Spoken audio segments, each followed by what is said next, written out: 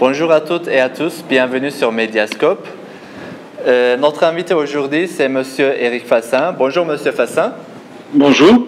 Merci d'avoir accepté notre invitation. Vous êtes Merci à vous pour l'invitation d'abord. Merci. Vous êtes sociologue, professeur à l'Université Paris 8, Vincent Saint-Denis. Nous allons parler avec vous sur votre dernier livre paru chez Éditions Textuelles intitulé « Le populisme, le grand ressentiment ». Mais avant notre conversation sur le populisme, vous m'avez évoqué que vous allez participer à une presse de conférence dans 1 heure. Si j'ai bien compris, cela porte sur un appel au boycott contre certaines universités turques. Très brièvement, qui sont les initiateurs de cet appel et pourquoi un tel boycott? D'abord, effectivement, la coïncidence entre cet entretien et le fait qu'à 17h30 en heure de Paris, c'est-à-dire pour vous 1 heure de différence, il y aura cette conférence de presse me paraissait utile à souligner. Alors c'est quoi? Eh bien c'est qu'il y a un appel au boycott ciblé d'universités qui émane d'une part de BAC France, de BAC Royaume-Uni, de BAC Allemagne, de BAC Suisse et de leur soutien dont je fais partie, comme beaucoup d'autres. Pourquoi un tel boycott? Eh bien parce qu'il s'agit d'universités dont il a été établi qu'elles étaient complices de la répression qui s'exerce sur des universitaires. Autrement dit, ce sont des universités qui se font, dans certains cas, les instruments d'une politique de répression et nous refusons collectivement d'être complices de cette complicité.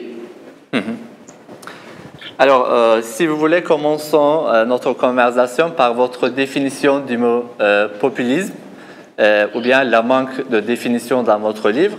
Vous dites que dans votre livre, vous dites que le mot populisme est un arme plutôt qu'un concept, parfois utilisé pour stigmatiser l'adversaire. Peut-être c'est pour ça que vous ne donnez pas une définition. Mais dans ce cas-là, comment reconnaître le populisme en l'absence d'une définition précise? Alors vous avez raison, je mets l'accent sur le caractère indéfini du mot. Je ne suis pas le seul. Je crois que la plupart des gens qui travaillent sur le populisme commencent par remarquer que le terme n'a pas de définition précise et qu'il y a des usages très différents. Simplement, j'en tire une conséquence, c'est qu'au lieu de commencer par dire il n'y a pas de définition pour ensuite faire comme s'il y en avait une, j'essaie de continuer la même logique. C'est-à-dire, je m'intéresse non pas à quelque chose qui s'appellerait le populisme, mais je m'intéresse aux usages du mot populisme, c'est-à-dire qui s'en sert et pourquoi faire. Et en particulier, ce qui me paraît frappant, c'est que pendant très longtemps en France, on a utilisé ce terme uniquement pour disqualifier. C'est-à-dire que lorsqu'on n'aimait pas des mouvements politiques, on pouvait les qualifier de populistes. C'était vrai en particulier depuis les années 80 pour les mouvements d'extrême droite. Mais on a commencé à utiliser ce terme aussi depuis peut-être une dizaine d'années et surtout depuis les années 2010, négativement toujours, mais contre des mouvements de gauche qui étaient accusés d'être populistes, comme si finalement il n'y avait pas de différence fondamentale entre des mouvements d'extrême droite et des mouvements d'une gauche de gauche. Or, ce qui m'intéresse, ce n'est pas simplement de dire que ce n'est pas la même chose, c'est de constater qu'il se passe quelque chose de nouveau en France, mais pas seulement en France, c'est que des politiques de gauche commencent à trouver utile d'utiliser ce label populiste. Autrement dit, ça n'est plus seulement utilisé de manière négative pour disqualifier, c'est aussi utilisé de manière positive pour revendiquer un ancrage populaire. Donc la question qui se pose pour moi, ça n'est pas de savoir est-ce que c'est vrai ou est-ce que ça n'est pas vrai, mais est-ce que c'est une bonne stratégie? Nous allons venir à la solution que vous proposez dans votre livre, mais d'abord, j'aimerais bien vous demander les raisons de votre rejet de la construction d'un front populiste de gauche.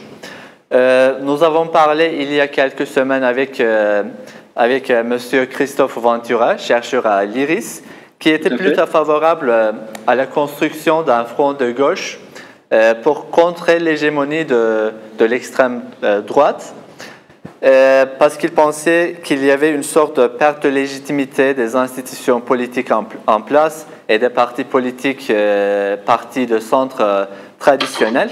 Et il disait que c'était le moment populiste en France et presque partout dans le monde. Là, j'ai deux questions à vous poser. Premièrement, pour vous, pourquoi nous sommes en train d'observer la montée du populisme dans le monde, dont la France? Et deuxièmement, pour vous, pourquoi ce n'est pas une bonne idée de se retrouver sous le toit d'un mouvement populiste de gauche? Alors, je crois que pour essayer de répondre d'abord à la première question, c'est-à-dire qu'est-ce qui se passe, on a une réponse qui a été donnée et que je ne partage pas, mais qui me paraît intéressante et importante. C'est Chantal Mouffe, philosophe belge, qui a poursuivi le travail qui avait été amorcé par Ernesto Laclau, philosophe argentin, et Christophe Ventura s'inscrit dans cette lignée. Donc, cette philosophe, Chantal Mouffe, parle d'un moment populiste, c'est-à-dire que pour elle, aujourd'hui, ce qui se passe, c'est que la réaction populaire contre le néolibéralisme se traduit par, d'une part, des populismes de droite ou d'extrême droite, mais aussi par des populismes de gauche, que ce soit en France, en Espagne ou ailleurs. Or, cette lecture qui, aujourd'hui, est très influente, me paraît problématique parce que elle sous-entend que le populisme serait forcément une réaction contre le néolibéralisme. Or, ça n'est pas le cas. Je crois que si on prend le cas des États-Unis avec l'élection de Donald Trump, on a pu croire, bien sûr, quelques instants que Donald Trump serait l'ennemi du néolibéralisme, mais en réalité, on a vu que c'était Wall Street au pouvoir. Ou bien si on prend l'exemple du Royaume-Uni, bien sûr, on pourrait considérer que le vote en faveur du Brexit au référendum, c'est un vote qui serait hostile au néolibéralisme. Mais ça s'est traduit par quoi? Par le remplacement de David Cameron par Theresa May, autrement dit le même parti, et une politique qui n'est pas moins néolibérale. Je crois qu'il n'y a pas seulement les États-Unis, le Royaume-Uni, il y aurait des pays comme la Hongrie, où on voit bien que le néolibéralisme peut revêtir un visage populiste. Mais je crois que ce serait vrai aussi de la Turquie. La Turquie joue avec le président Erdogan d'une rhétorique populiste, ça n'empêche pas que c'est un régime néolibéral. Autrement dit, je crois que c'est une erreur de supposer qu'il y a un fond commun à tous les populismes et que ce fond commun, ce serait le refus du néolibéralisme. En réalité, le populisme, comme on l'a vu à l'origine même du néolibéralisme, avec des figures comme Margaret Thatcher ou Ronald Reagan, eh bien, le populisme peut être l'instrument du néolibéralisme. Donc, il y a un désaccord qui est un désaccord sur l'interprétation historique. Ça n'est pas parce qu'il y a un rejet du néolibéralisme que tous ceux qui sont mécontents de l'ordre des choses, hostiles au libéralisme. Ce sont les gens de gauche qui sont hostiles au néolibéralisme. Ce qui m'amène à la deuxième question, c'est-à-dire pourquoi pas un populisme de gauche? Si on se dit que le populisme de gauche, eh bien, si on l'appelle populisme, c'est bien qu'il a quelque chose en commun avec le populisme de droite. On se dira, si ça n'est pas le rejet du néolibéralisme, c'est quoi? Les adversaires de ce populisme diront c'est la xénophobie, c'est le nationalisme, mais ceux qui revendiquent le populisme de gauche diront non, non, nous ne sommes pas des xénophobes, nous ne sommes pas des nationalistes, nous prétendons faire autre chose que les populistes de droite. Mais alors, qu'est-ce qu'il y a en commun? Donc la question que je me pose, c'est s'il n'y a rien en commun entre le populisme de droite et le populisme de gauche, pourquoi mettre le même mot? Et c'est là que ça pose une question qui est proprement stratégique. Donc moi, je ne parle pas de moment populiste, mais de stratégie populiste. Cette stratégie populiste, elle me paraît inefficace Parce que, premièrement, elle suppose que ce sont en gros les mêmes qui peuvent basculer d'un côté ou de l'autre, c'est-à-dire qui peuvent choisir un populisme de droite ou bien choisir un populisme de gauche. Il s'agirait de récupérer ceux qui sont tentés en France par le Front National, donc par l'extrême droite populiste, et de les récupérer pour qu'ils votent à gauche pour une gauche populiste. Or ça n'est pas vrai empiriquement. Nous avons beaucoup d'éléments qui le confirment, et ça n'est pas seulement en France. Si on regarde ce qui s'est passé aux États-Unis ou ailleurs, il n'y a pas de porosité entre les électorats qui seraient populistes de droite et populistes de gauche, ni dans un sens, ni dans l'autre. Autrement dit, les électeurs de Marine Le Pen ne seront pas des électeurs de Jean-Luc Mélenchon, pas plus que les électeurs de Jean-Luc Mélenchon ne deviendront des électeurs de Marine Le Pen. Pourquoi? Eh bien, pour une raison simple, c'est que si Chantal Mouffe et Ernesto Laclau, juste titre, ont souligné l'importance des émotions en politique. Il est important non seulement de dire qu'il n'y a pas que la raison et qu'il y a aussi les émotions, mais d'entendre que les émotions, c'est au pluriel. Il n'y a pas une émotion politique, il y a des émotions, ou je dirais plutôt des affects. Des affects politiques qui ne sont pas les mêmes pour le populisme de droite et pour le populisme de gauche. À mon sens, le populisme de droite est défini par le ressentiment, par le sentiment que d'autres jouissent à ma place, d'où la xénophobie. En revanche, je crois que la logique de gauche ne doit pas être, et en général n'est pas, fondée sur le ressentiment. C'est une logique d'indignation. On voit bien que les indignés, ce sont ceux qui aujourd'hui protestent effectivement contre le néolibéralisme. Mais cette indignation, elle n'est pas fondée sur l'idée que d'autres jouissent à ma place, mais sur l'exaspération devant l'injustice du monde. Ça n'est pas la même chose. Je crois que nous avons intérêt à bien comprendre que les affects ne sont pas les mêmes d'un côté et de l'autre, et donc nous avons intérêt à nous dire, puisque on ne fera pas basculer les uns, c'est-à-dire les populistes de droite, du côté des autres, c'est-à-dire du populisme de gauche, quel est l'avantage qu'il peut y avoir à revendiquer un populisme de gauche? Et j'ajoute un point, c'est que non seulement il n'y a pas d'avantage, mais il y a, à mon sens, un inconvénient. Et cet inconvénient, c'est que quand on dit populisme de gauche, ça veut dire qu'on sous-entend qu'il y a un terme qui est premier, qui est le populisme, et que ensuite seulement viendrait la division entre la droite et la gauche. À mon sens, lorsqu'on est de gauche, on a intérêt à revendiquer que l'opposition entre droite et gauche est première. Et à l'inverse, lorsqu'on est de droite, au contraire, on se réjouit d'effacer la différence entre la droite et la gauche. Il me semble donc qu'il y a un piège dans lequel tombe la revendication d'un populisme de gauche, qui revient à considérer que populisme est premier alors que gauche est second. Pour moi, il faudrait dire l'inverse. La gauche ou la droite, c'est le clivage premier.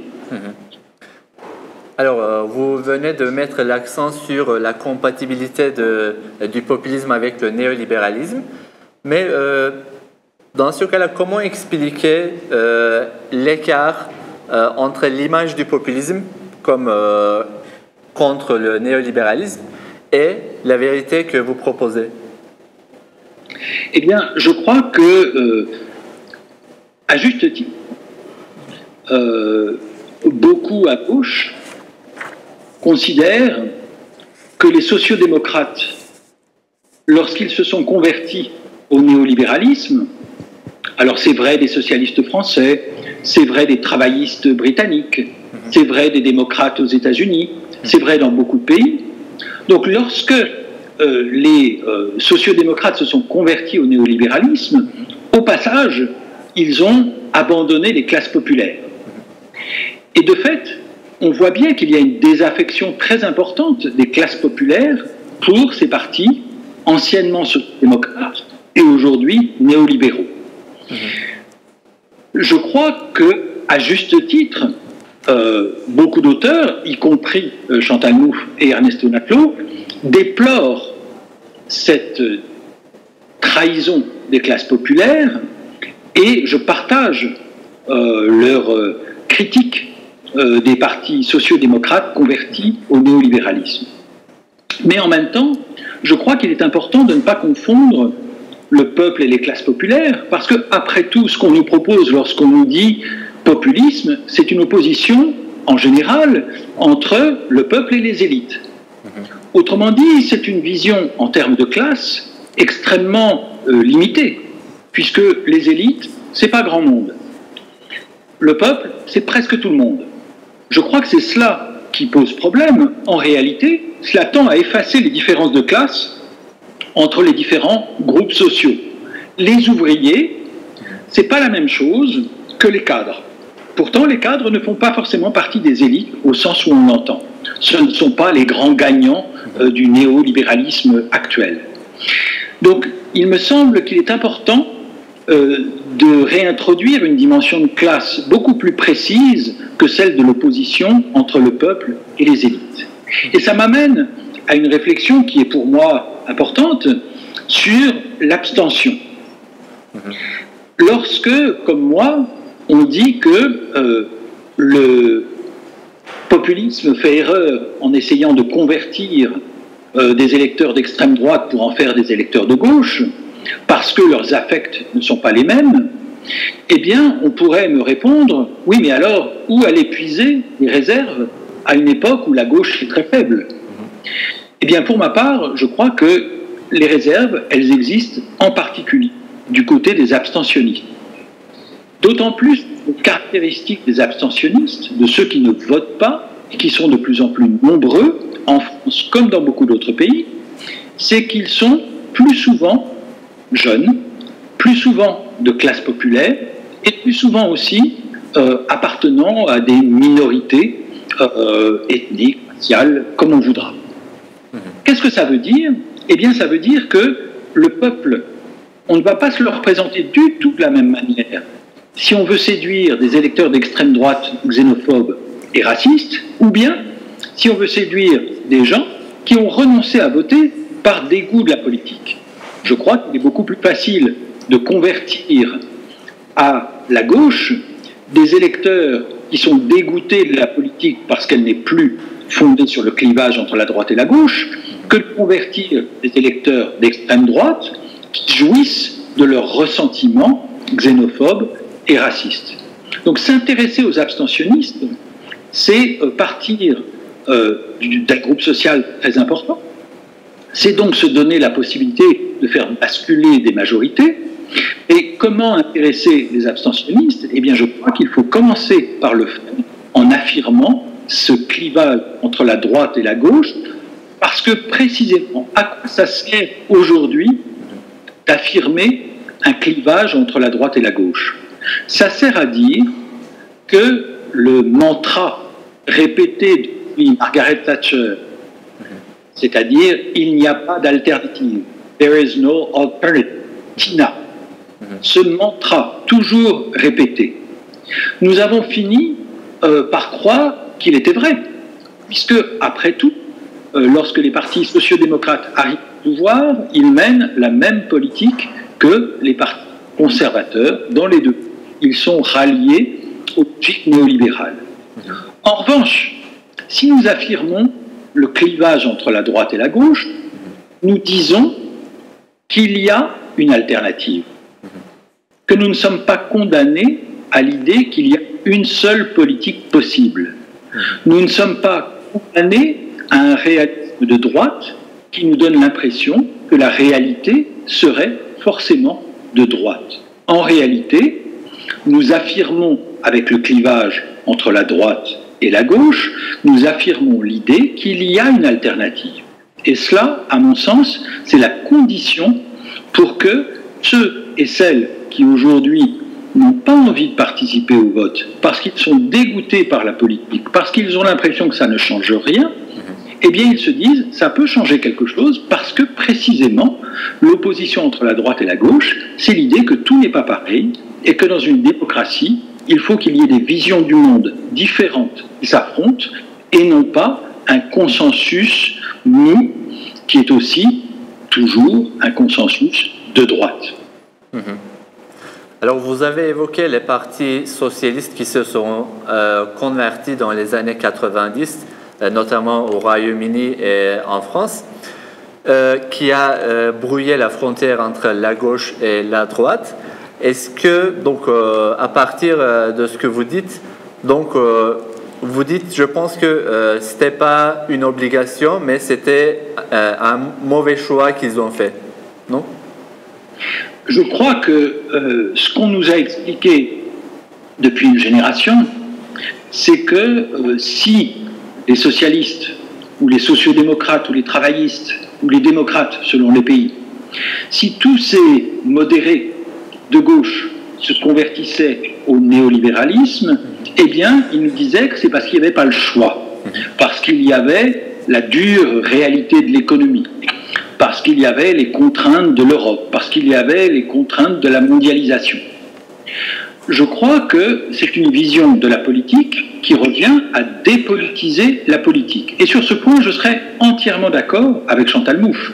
Nous partageons donc cette même critique du ralliement au néolibéralisme, qui est aussi un renoncement à une conception politique de la politique. La politique, c'est d'abord d'avoir un choix, c'est-à-dire de se dire que tout n'est pas pareil, parce que nous ne sommes pas condamnés par la réalité à faire une chose et une seule. Donc, sur ce point-là, nous sommes tout à fait d'accord. La réalité ne nous dicte pas ce que nous faisons, ce sont des choix politiques qui nous amènent à penser qu'une chose est souhaitable ou pas, et non pas qu'elle est inéluctable. Ça n'est pas la nécessité, c'est le choix politique. Alors, comme solution, vous proposez de retourner au bon clivage entre la droite et la gauche, mais après avoir retourné dans ce clivage, est-ce que vous pensez qu'il faut une réforme des institutions en place? Je crois qu'il faut commencer par affirmer cette différence entre la droite et la gauche. L'affirmer, qu'est-ce que ça veut dire? Ça veut dire qu'on ne présume pas au préalable qu'on sait exactement le contenu de cette opposition. En réalité, il va falloir donner du sens à cette opposition. Ça n'est pas l'éternelle répétition d'un même clivage entre la droite et la gauche, c'est un travail perpétuel pour faire exister dans les conditions d'aujourd'hui ce qu'est l'opposition entre la droite et la gauche. Autrement dit, il ne s'agit pas d'appliquer un programme, il ne s'agit pas de répéter ce qui a été déjà fait, mais de donner du sens en fonction d'aujourd'hui à ce clivage. Comment se fait-il que nous ne le fassions pas davantage? Comment se fait-il qu'aujourd'hui, même par exemple en France, quand on voit la stratégie politique de Jean-Luc Mélenchon et des Insoumis, qu'est-ce qu'on voit? On voit que, alors qu'en 2012, lors de la précédente élection présidentielle, Jean-Luc Mélenchon représentait le parti de gauche, il représentait le front de gauche, il mettait en avant le drapeau rouge et on chantait l'international à ses meetings. Eh bien, 5 ans plus tard, il n'est plus question de parti de gauche, il n'est plus question de front de gauche, il n'est plus question de gauche. On voit bien davantage le drapeau républicain et on entend la Marseillaise plutôt internationale. Ça veut dire qu'il y a le renoncement à l'idée que le clivage entre la droite et la gauche serait premier. Pourquoi? Eh bien, je crois que la raison principale, c'est l'idée que l'opposition entre la droite et la gauche, elle serait en quelque sorte périmée, elle serait seconde, elle serait secondaire. Mais ce que ça veut dire, c'est que en quelque sorte, on est en train d'accréditer cette idée. Le problème, c'est qu'aujourd'hui, s'il n'y avait que les populistes de gauche pour affirmer que l'opposition entre droite et gauche est sinon périmée, moins le secondaire, ce ne serait pas trop un problème. Mais ils ne sont pas les seuls. En France, on voit bien qu'on a en même temps le Front National qui dit la même chose, mais qu'on a en même temps le mouvement En Marche d'Emmanuel Macron, qui vient d'être élu président de la République en France. C'est-à-dire que tout le monde se réclame du populisme parce que tout le monde prétend dépasser l'opposition entre la droite et la gauche. C'est justement le moment où il me paraît important de réaffirmer cette opposition. Mais pourquoi est-ce qu'on ne le fait pas davantage? Pourquoi est-ce que le populisme est aujourd'hui plus tentant, plus séduisant, plus attirant lorsqu'on est de gauche que le clivage même entre la droite et la gauche? C'est parce que le populisme, il a l'avantage d'une définition négative. Lorsqu'on est populiste, on est contre les élites. Et évidemment, tout le monde est bien d'accord pour refuser ces élites du néolibéralisme qui, en quelque sorte, jouent contre tout le monde, certes. Mais ça, c'est une définition négative. Il est beaucoup plus difficile d'avoir une définition positive. Et c'est la raison pour laquelle, aujourd'hui, on a plus de mal à se dire de gauche qu'à se dire populiste. Parce que se dire de gauche, ça veut dire qu'on ne va pas se contenter de dire « je suis contre les élites », mais qu'on va dire « je suis pour ». Et à ce moment-là, il faut préciser pour quel projet de société on veut se battre. On sait que le socialisme, c'était un projet de société. Le communisme, c'était un projet de société.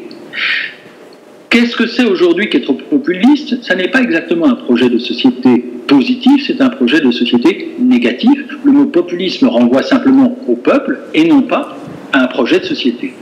Je crois donc que ce qu'il faut, c'est faire face à la difficulté qu'il y a aujourd'hui pour la gauche à imaginer ce que ça veut dire un contenu positif pour la gauche. Pas simplement négatif. Nous savons trop facilement ce que nous rejetons, mais nous ne savons pas assez ce que nous revendiquons, ce que nous voulons positivement.